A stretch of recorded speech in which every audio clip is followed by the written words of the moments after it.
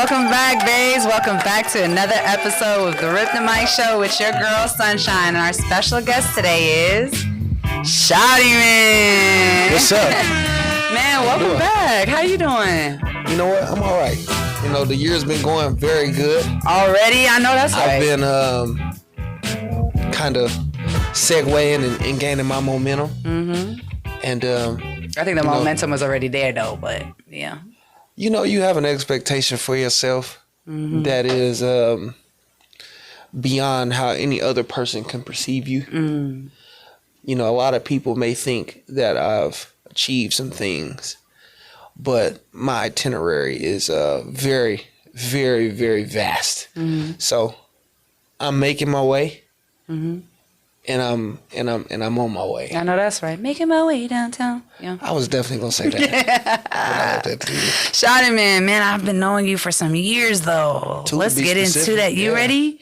Absolutely. So Nebraska. Fun fact. I actually lived in Nebraska. I heard you touch on that off camera. Yeah. I wanted to follow up, but something else had came about. How long were you there for? Just a little minute. A little minute. Yeah. It's country for sure.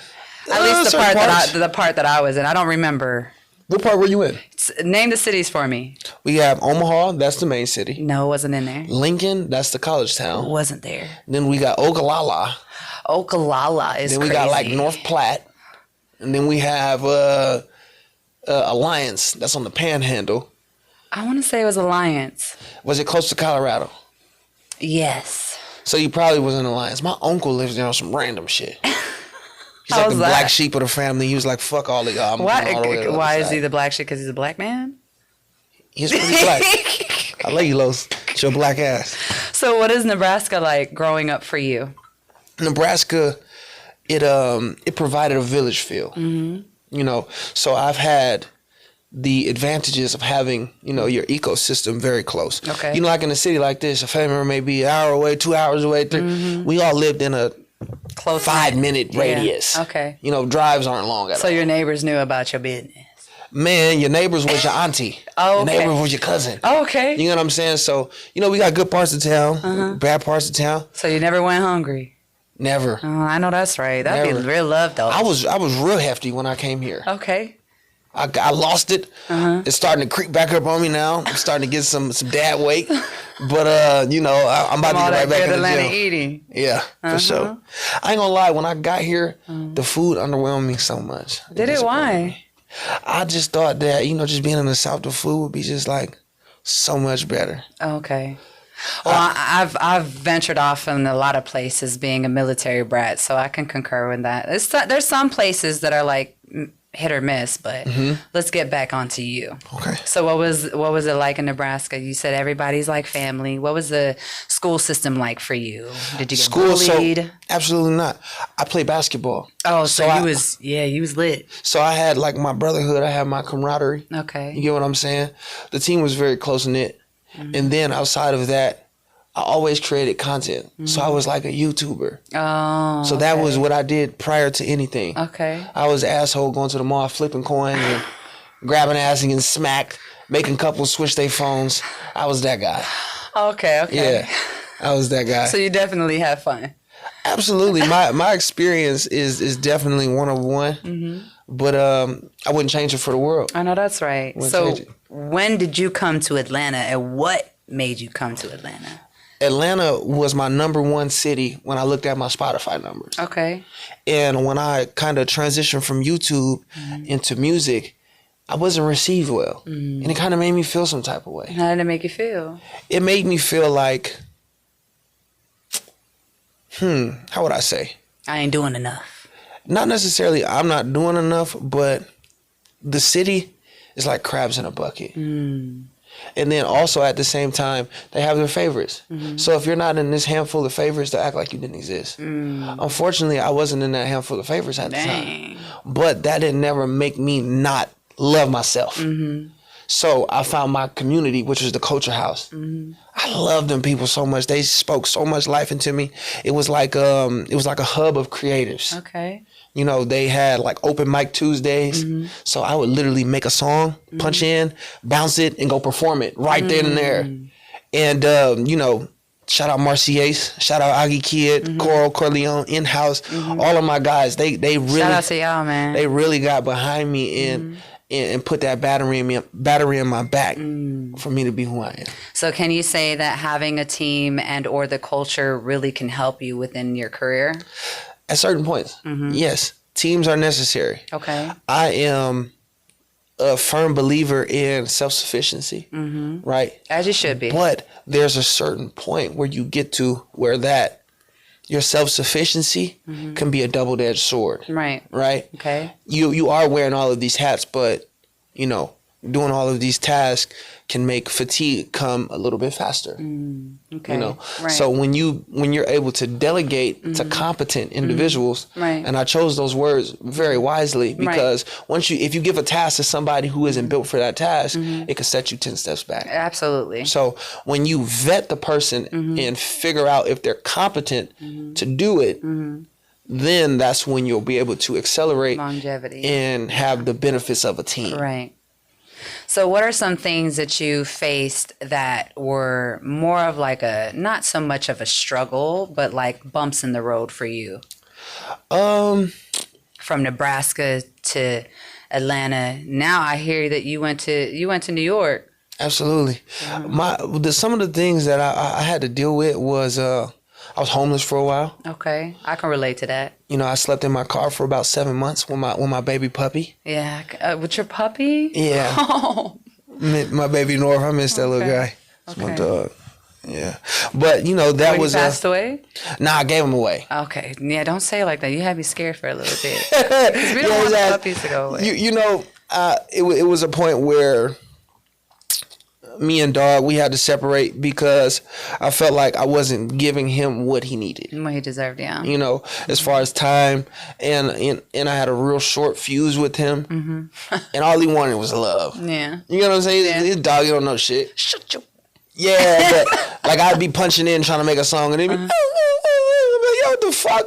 You know what I'm saying? Yeah. So it was like, you know, just kind of, you know, and I travel a lot, you know, so having a dog is a responsibility. It's like a fucking kid. Yeah, you know, absolutely. So, you know, I felt it was the right thing to do for me and for him. Right. You know, but, you know, just enduring homelessness, and then I was carless. You know, when the record Get Your Shit Together, probably one of my biggest records, I was fucking writing Marta. You know, people recognizing me. And like, you made that one song, nigga. They would never have noticed. No, them niggas dead. You made that one song, nigga. I'm like, yeah, I did. That's me. Yeah, for sure.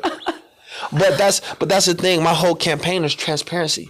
So I'm allowed to go through these bumps because I'm not putting on anything that I'm not. Yeah. You know what I'm saying? That's real deep, though. So so the thing is that the image that you portray, it can be your shield, or it could be what exposes you. Right. But I don't think, and that's the crazy thing, because like people want to say exposure with homelessness and things like that is like, because right now it's like kind of taboo. Really? Shaudieman. Hold on. It's my mom. She has no boundaries. I love you, lady. Shout out to you, Mom. But like, for me, I come from the islands where we didn't have nothing. We grew to that, you know what I'm saying, to having everything and, you know, things of that nature. So to hear people talk down on people that are going through struggles, it makes me really disheartened and disappointed. So to hear you share that and be vulnerable and, you know, welcoming into that, to have that conversation, I commend you and I really appreciate it, for real. So I appreciate that. Thank you. Thank you. I wouldn't necessarily say it's anything else that goes into it outside of not giving a fuck. Yeah. Because I'm a human. Yeah. You get what I'm saying? Like there are personas, right? Absolutely. There are characters that, you know, that people, and I even have one. You know, when I'm in front of the camera, it's a switch. Right. You know, but when there's a time to be transparent, when there's a time to be a superstar, when there's a time to be humble, when there's a time and place and a reason in the season for anything that goes on. So, you know, just understanding the environments, right, where you need to be a certain person. Need to be is a big word. Yeah. Exactly. You know, this is essential to survival. So being that we've known each other for a couple of years now, what are some things that you did last year and, you know, up into New Year's? Well, I feel like my 2025 is still going for the simple fact that my year doesn't turn over in my mind, and even in biblical times, right? It doesn't turn over until late March, April. Right. So I'm still in 2025, me personally. Right. So when April turns over, I'm gonna drop another project. Okay. You know, just start the year off right. But also, you know, 2025 was a really big year for me. Yeah. And I had a lot of cosigns. I did a lot of great things. I shot a lot of visuals. I've taken meetings with, you know, some of the biggest of the big. I debuted my $100 mixtape. You know, so one is my foundation of 2026 will be all of the high points of 2025. And then the new opportunities that's going to come from whatever God has in store for me will be how I will add on to what I did last year. Okay. Because the biggest thing is just being better than yourself from yesterday. No, for real. You know, just like 2 seconds ago. That internal battle. You know what I'm saying? Of progression. Because once you, this is what I told Doe off camera, once you create your own highway, then there's no traffic. Right. It's yours. You know, but if you're on 285 trying to get by with everyone else, then you're subject to 5 o'clock traffic, or you're subject to 9 o'clock traffic. You know, shit. I wake up at 9. I'm out the house at 11. Everybody is at work. It's beautiful. Right. You get what I'm saying? Yeah. So it's you know, it's when you take charge, or these are 2 words that I came across: personal responsibility. When you take personal responsibility for your success, for your well-being, for your life, then you'll know that you're in control. Okay, Shaudieman, spitting some gems for people. Absolutely. I love that. So speaking of gems, what are some gems that you would give to your fan base and or upcoming artists that are interested in pushing in their artistry? Fantasize. Okay. Why you say that? Hold on. It's a 3-part thing. Okay. Okay. I'm gonna break them down. Okay. Fantasize. Okay. Strategize. Enterprise. Win the prize. Fantasize is conjuring up the idea. Right. Right. Anything that was born twice. Okay. Once in the mind and then in reality. Right? Right. Strategize, taking that idea and putting a plan around it. Like we did off camera. Exactly. Right. Right? Enterprise is putting that plan in action. Right. Taking that plan to the marketplace. Right. Win the prize is after you enterprise with it, you should have results. And the results may vary by how much will and effort you put into it. Okay. Or how lucky you got. Luck plays a role in shit. Yeah. You know, there's certain companies that took off its first year. Yeah. But, you know, certain companies took off 10 years down the line, 6 years, 7, 5, you know what I'm saying, down the line. So how much will and effort you put into it will be the yield of your result. You should have been a spiritual speaker, goddamn. Okay, that was some deep stuff for real. Absolutely. And a lot of people really do need to hear it. So I really appreciate you being here, just sharing your words of wisdom, because that's what I'm catching, that's what I'm receiving, and I really appreciate it for real. Man, so, that is why I'm here. I'm here to help, serve, and love, create. Yeah, we definitely feel that. So what are some things that you can speak about that you're moving forward to in 2026, other than the Ripdamic magazine, other than the Ripdamic Music Awards? You know what? I'd definitely let her be a part of that. Okay. 1,000%. Okay, cool. But one thing that I'm migrating into that I'm very excited about is fatherhood. Oh my God, you about to be a pappy? I'm about to be a dad. I know that's right, Shaudieman. Congratulations. Thank you. Yeah. So are you excited, nervous? I was nervous at first, but I'm more excited than anything. I was supposed to find out the gender today. Oh, but you're here. Some things got moved around. We're going to move it on Thursday. Okay, perfect. But I couldn't even fucking sleep. She'll tell you. She was right next to me. I couldn't even fucking sleep. how excited I was to figure out I was a boy. God told me it was a boy. It's a boy, not a boy. But if I get a girl, I'm gonna love her even more. Yeah. You know, my princess. Man, I'm honored that you were able to share that with us today. It was truly a pleasure having you here today. You definitely got to come back and keep ripping the mic. Absolutely. Next time I come back, I want to be more in depth. I'm a yapper. There's nothing wrong with that. I got a lot of things to say. Yeah. And this is kind of like my outlet. More. Yeah, if you want to talk more. Let's talk more. Shit. Let's do it I then. want to know how you felt about the comparison of I seen a clip that a lot of people were saying that you had like a song and you was kind of switching styles between Young Thug and Baby and Gunna. How did that make you feel and what was your take on that? So when people kind of compare me to these greats, right? Mm-hmm. Let's not eliminate the fact that these niggas are in a position that I want to be in, right? Mm-hmm. So well, you're going to be in. That I'm going to be in, exactly.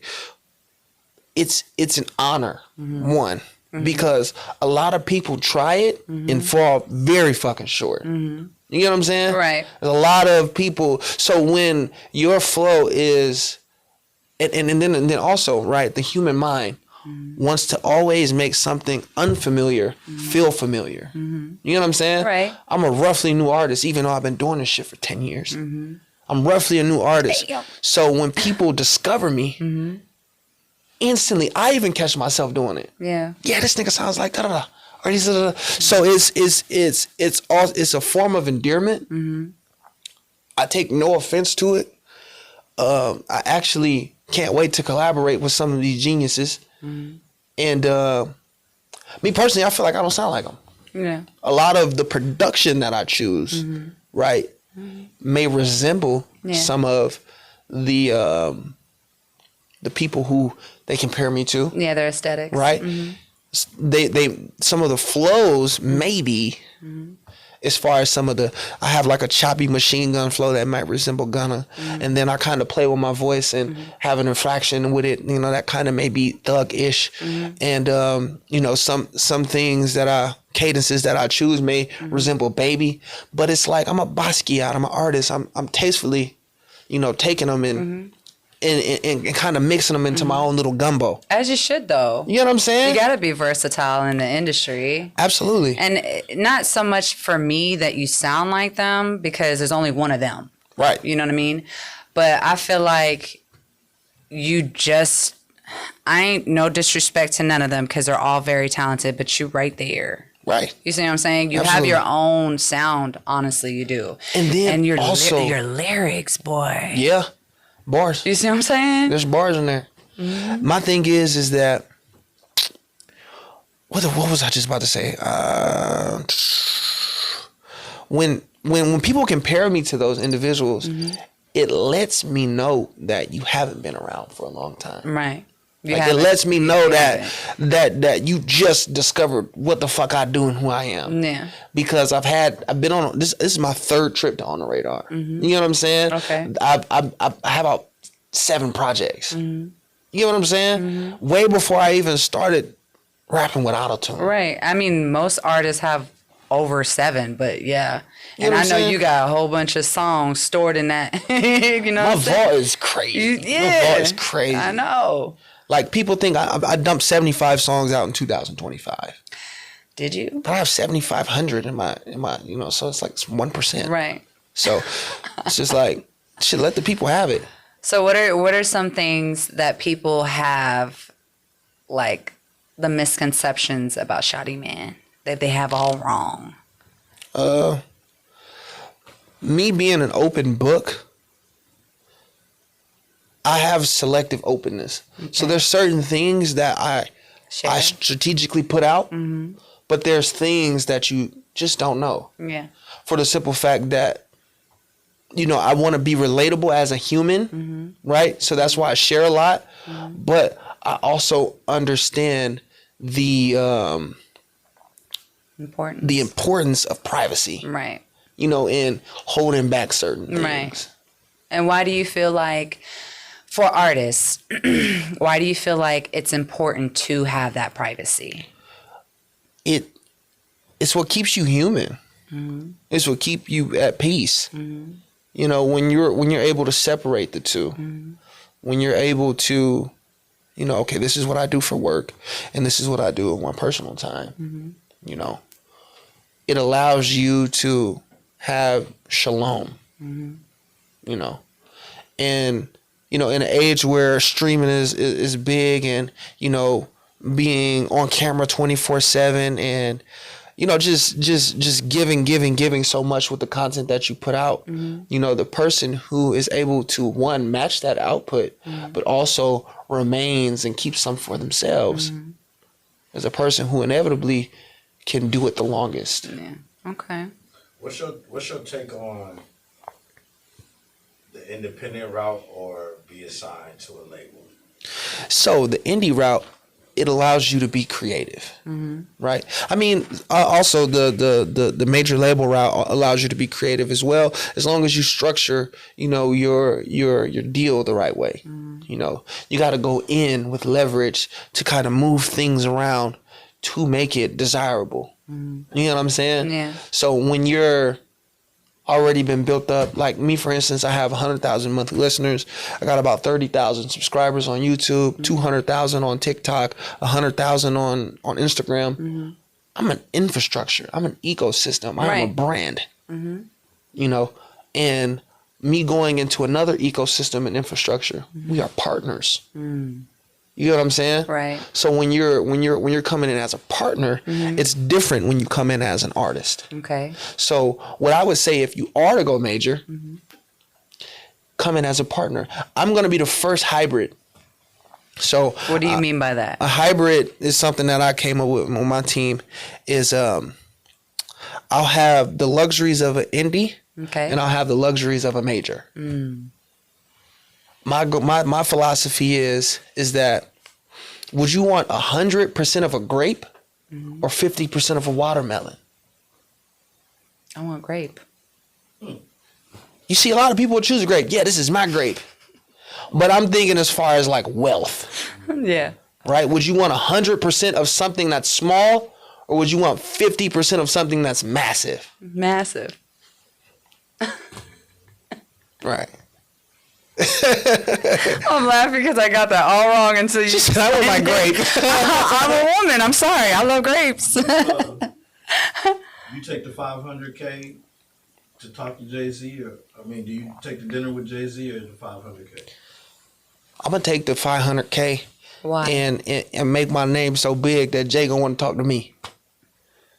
You get what I'm saying? Explain it for the audience. I would Why say would you do that? I would say because it's betting on myself. And then also, what if you get to the dinner and be like, yeah, nigga, you should have took the 500K. That's really smart. You get what I'm saying? You definitely be playing chess, don't you?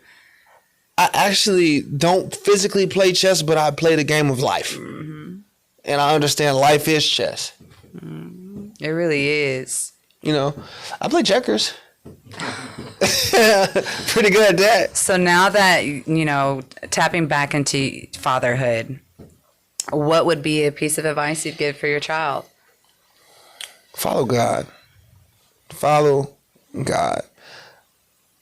Even me, I'm a man. So I may make mistakes. I may do certain things. Right. But at the end of the day, I try.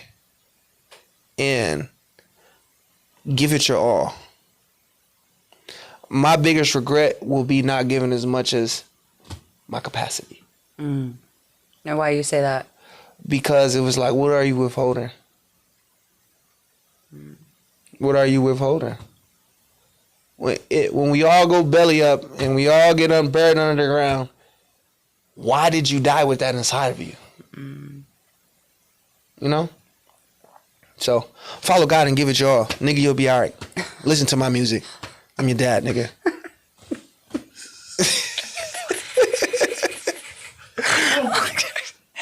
You're a mess, bro. You too funny, boy. So you're the song. You're releasing a song for Valentine's Day, no? I am. Can you talk about it? It is a classic Lil Boosie sample. Okay. Ease Your Mind. A lot of people don't know that fucking song.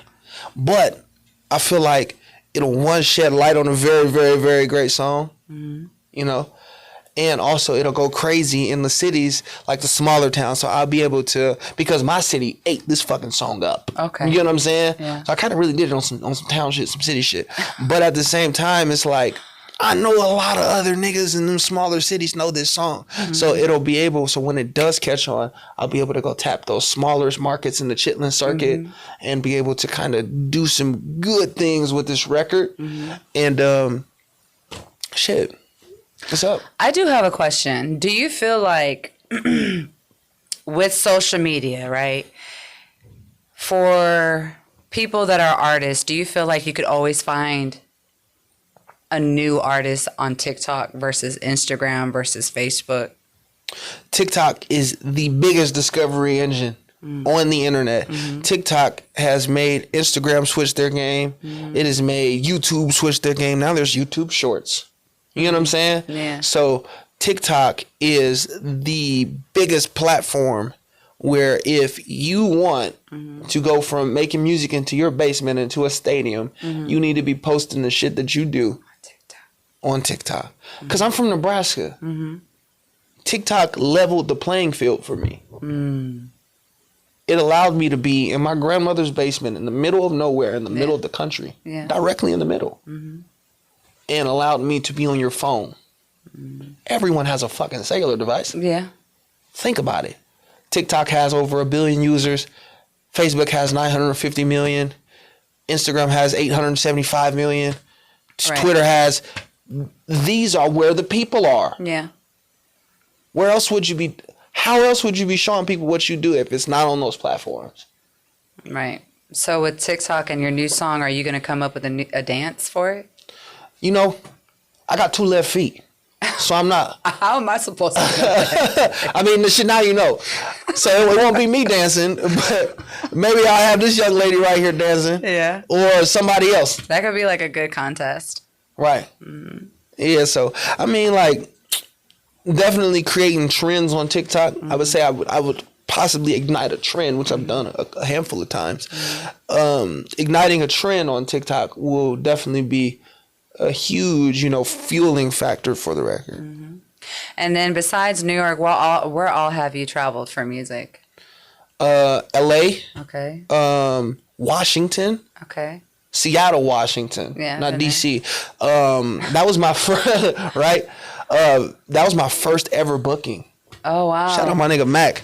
Shout out my fucking dog, Mac. What was that experience like? Bro, it was beautiful. As a matter of fact, what is this experience like now for you performing versus your very first time performing? I started this thing called Shoddy Fest, and then I'll segue it back into Seattle. Okay. I started this thing called Shoddy Fest, okay, which is an underground performing, platform that I've created for myself and the other surrounding talent that's around me. Atlanta's infrastructure of creatives, right? Yeah, for sure. So basically I started that to kind of get those performance jitters out, before I got to a Rolling Loud, before I got to a Coachella, because a lot of newer artists get to those stages and take 2 steps to the left, 2 steps to the right.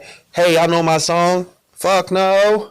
You know what I'm saying? Yeah. So it's just like, I didn't want to be that nigga. Yeah. And then also, I wanted to prove my in-person value. I didn't want to have 100,000 niggas on Instagram, but 14 niggas at my show. You know what I'm saying? Yeah. So building up my market value in person was and is very pivotal for me. Okay. Because there is a difference between having online motion and having real life motion. All right.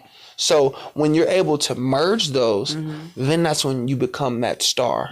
Then that's when you become that individual that's, creating a movement. My thing isn't followers. Of course, followers are going to come, but it's a movement. I want influence. Right. I want to be able to have a village. I want to be able to have a community. Right.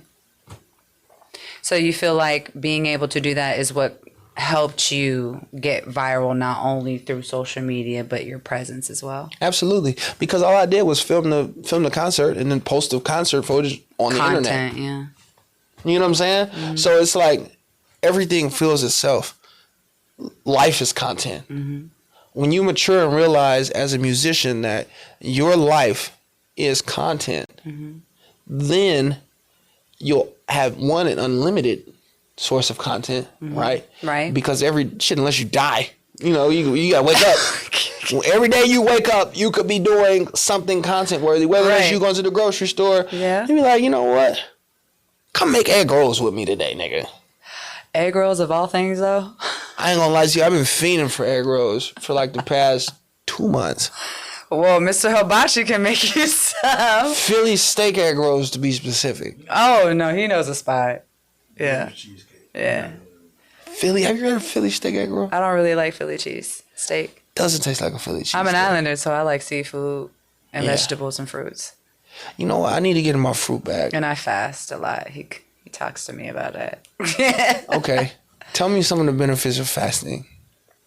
It really prepares, well, from my upbringing, even though this is not an interview for me, from my upbringing, we didn't really have much growing up. So going without food was common, even though we had uncles and aunts that took care of us. So fasting just became part of the culture, in all honesty. There's some cultures that do fasting, and it's kind of like a spiritual thing. Yeah. You gotta be in a culture to kind of understand that spiritual realm type deal. If you understand what I'm saying. I mean, shit. In Christianity, fasting is definitely a pivotal thing. Because like with fasting, you're not consuming any bacteria. No disrespect. Here in the United States of America, the food is not that clean. Yeah. Back home, we're growing it from our own backyard. We're harvesting the chicken, the pigs. So we know what we're feeding it. You know what I mean? So we know what's healthy. And then when we slaughter the pigs, then they don't know they're going to die. How? The older generation, yes, they do. Because they're running after the freaking pig. And their pheromones, they're freaked out, panicked. You don't want to eat that. So Right. the new way, you get like, there's this mechanism. I don't want to, this mechanism that's shaped like a gun. You just go out there with them and boop, and and then you carry them, put them upside down, nothing goes to waste. Right, because once they die in that fear state, it passes on to those chicken nuggets. Yeah, right. You eating sad ass chicken nuggets. Right. And you're not going to be happy afterwards. Your stomach is going to feel bad. You're going to feel all sick, possibly throw up, as far as a pig that doesn't know it's going to die, and you just kill it while it's in its happy state. You're happy. You know what I'm saying? It's weird to explain. Where do I buy happy bacon? Europe and back home in Micronesia. Okay, bet. Yeah, happy bacon. So what are some, are you thinking of getting into movies and acting? Because I think you would be great. I definitely want to get into movies and acting. And I know somebody. You do? I do. He does post-production. Yeah, That's I fire. know somebody. You see my cameraman, my main guy, he does movie. He has a movie called Seven Churches. I'm not sure if you've seen it, but it's streaming on Tubi and other various platforms. But he is a part of, a production house. We met, shook hands, he let me know some of the things he did. I let him know some of the things we did. And then we came together on the music video side of things. Right.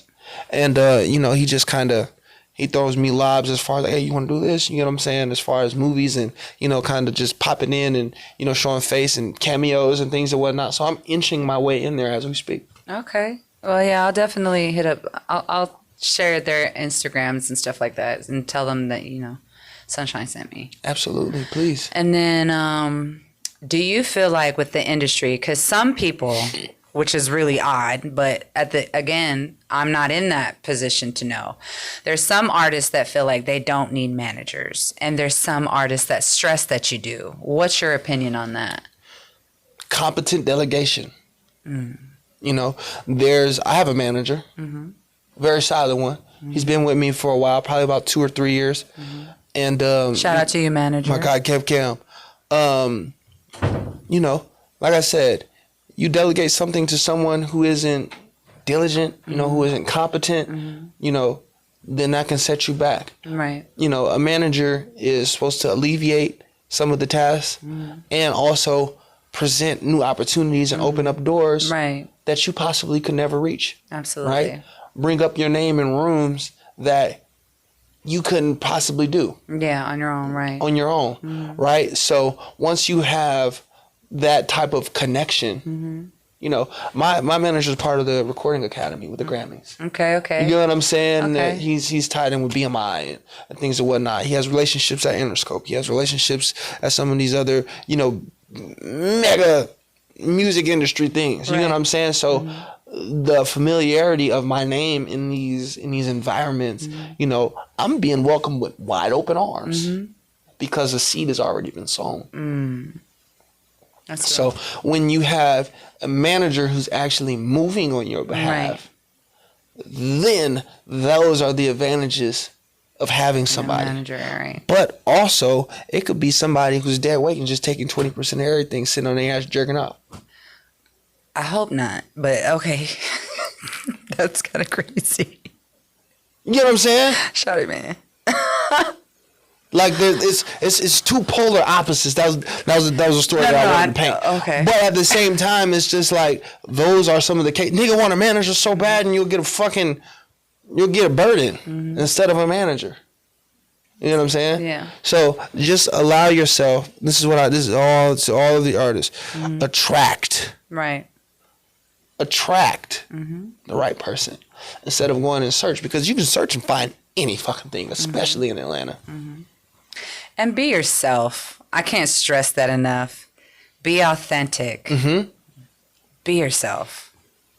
Because I love genuine people. Absolutely. If you fake, I'm going to just look at you, smile, and possibly never talk to you again. So, Literally. You know what I mean? The music industry is full of characters. Absolutely. And at the same time, you know, it's like a circus fillet. The only person that you can be is yourself. The only person you're good at being is yourself. Is yourself. So why would you want to, you know what I mean? But that's on another note.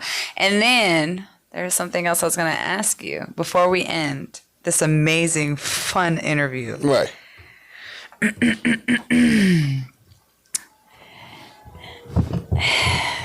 Are you going to be the type of father to encourage your child to be an artist or whatever they want to be? I'll definitely have a plan for my child. Okay. For the simple fact that I grew up with a plan. You know? That's different too, because not many people can say that. Right. My thing is that I'll use my parenting as a tool to get my child to go in the direction. I will reward my child to go in the direction I want him to go, but I won't punish him for doing his own thing. Okay. I'll make him or her stand on it like I had to. Because my mom wanted me to go to college. I went to a PWI. Okay. I went to for 2.5 years until COVID came. Okay. My mom wanted me to be a fucking doctor. Yeah. I went to college. I've reaped the benefits. It would be like that though. Right. I went there. I reaped the benefits. I've networked with with high quality individuals. Right. My Rolodex of people are extensive. Immaculate. Yeah. You know what I'm saying? Because I did it. Right. I was obedient. Right. I listened to my mother. You know what I'm saying? So when I found that music was something that I wanted to do, and I dropped out of college, she was like, "What the fuck? I'm first generation to go to college." You know what I'm saying? So it was different. It was different. You know. Was she hurt? She was. She didn't support the music at first. You know what I'm saying? It was, we butted heads. Yeah. You know what I'm saying? But inevitably, I stood on my decision. Yeah. Stand on your decision. Yeah. If you want to hop off course and do whatever the fuck you want to do, cool. Do it. Put your heart in it. Put your mind in it. I'll support you either way. Yeah. But you better fucking do it. Right. And shit. That's it. What you gonna name your baby if it's a girl or a boy? Shiloh. Oh, that is so cute. I like that. Thank you. That's Shiloh. Shiloh. I love that. Shout out to you, Shiloh. You don't know it, but I'm your TT. So, Shiloh. So if it's a boy, it'll be Shiloh Harmony. Oh, okay. Like harmony. And then it'll be Shiloh Marie, after my girlfriend's late mother. Oh, yeah. I love it. And you heard it here on the Ripdamic show. Absolutely. And then what are some things that you... Let's see. What's the next question I want to ask you? Because there's one that I had, but I forgot that fast because we were talking about great things, right? Absolutely. So, as an artist, because you said you were into college and you dropped out, right? Mm-hmm. Do you honestly feel like school and or college is crucial in any career, especially music? Just like anything else, is what you make it. Mm. So if you're a creator, right? Mm-hmm. If you make music and you're in college, right? Don't look at it as, oh, it's a burden. Look at it as, okay, I have an infrastructure of people to promote my music to. Mm-hmm. I can cover a lot of ground, because you got to think about it, right? Even going to college here in Atlanta, a lot of people come from California, New York, Pennsylvania, Florida. Idaho, Florida. You know what I'm saying? They come from all parts of the country. Right. Right. So if you're able to successfully promote your music within an environment like that, you're automatically hitting those states. Let's think about if that person from Louisiana, right, that you've made an impression on, posts your song on their story to all of their family in Louisiana. Right.